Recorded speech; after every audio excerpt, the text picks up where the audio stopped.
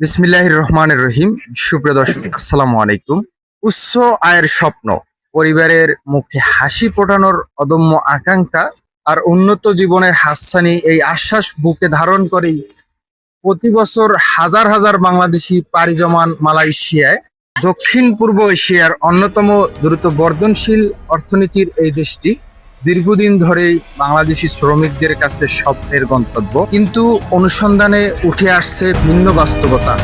স্বপ্নের মালয়েশিয়ায় পৌঁছে অনেক প্রবাসীকেই প্রতিদিন লড়তে হচ্ছে কঠিন সংগ্রামের সঙ্গে। প্রত্যাশা আর প্রাপ্তির এই ব্যবধান আজ তাদের জীবনের সবচেয়ে বড় সংকট। মালয়েশিয়ার 13টি প্রদেশের আনাচে কানাচে ছড়িয়ে আছে লাখো বাংলাদেশি শ্রমিক।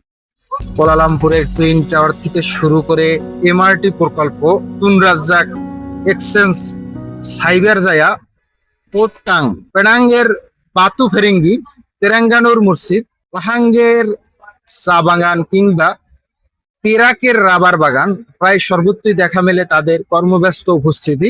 অল্প সময়েই মালয় ভাষা ও সংস্কৃতির সঙ্গে খাপ খাইয়ে নিয়ে কঠোর পরিশ্রমের মাধ্যমে তারা মালয়েশিয়ার অর্থনীতিতে গুরুত্বপূর্ণ অবদান রাখছেন। একই সঙ্গে দেশে পাঠানো রেমিটেন্স বাংলাদেশের অর্থনীতির অন্যতম চালিকা শক্তি হিসাবে কাজ করছে।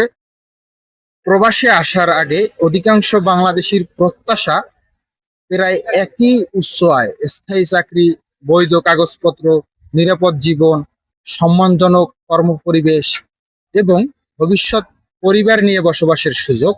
সম্প্রতি মালয়েশিয়ায় উচ্চ দক্ষতা সম্পন্ন কর্মীদের জন্য নতুন নীতিমালা, বাংলাদেশ হাই কমিশনের কনসুলার সেবায় ডিজিটাল পেমেন্ট চালু বা সেবা সহজীকরণের উদ্যোগ কিছুটা আশার সঞ্চার করলেও মাঠ পর্যায়ে বাস্তবতা এখনো প্রশ্নবন্দী। অনুসন্ধানে উঠে এসেছে ভয়াবহ চিত্র। কলিং ভিসা বা তথাকথিত ফ্রি ভিসার প্রলোভনে পরে অনেকেই এসে কাজ পান না। কেউ মাসের পর মাস বেতন না পেয়ে মানবতার জীবনযাপন করছেন, কেউ আবার চুক্তির তুলনায় অনেক কম মজুরিতে কাজ করতে হচ্ছে। কাজ হারানো, বেতন কাটছাট, হঠাৎ চাকরি ছাঁটাই, সব মিলিয়ে প্রবাসীদের জীবন এখন টিকে থাকার লড়াইয়ে পরিণত হচ্ছে। কাগজপত্রের সামান্য ভুল, নিয়োগকর্তার অবহেলা কিংবা দালালের প্রতারণায় অনেক বাংলাদেশি অজান্তে অবৈধ অবস্থায় পড়ে যাচ্ছেন। এর ফল হিসাবে আটক, জরিমানা কিংবা দেশে ফেরত পাঠানোর মতো কঠিন পরিস্থিতির মুখে পড়তে হচ্ছে। এতে পুরো কমিউনিটিতেই তৈরি হচ্ছে আতঙ্ক ও অনিশ্চয়তা। প্রত্যাশা আর প্রাপ্তির এই ব্যবধান কমাতে হলে রাষ্ট্রীয় উদ্যোগের পাশাপাশি প্রবাসীদের সম্মিলিত সচেতনতাই হতে পারে টেকসই সমাধান। মোহাম্মদ আলামিন, ইউরোপ বিডি, প্রবাস।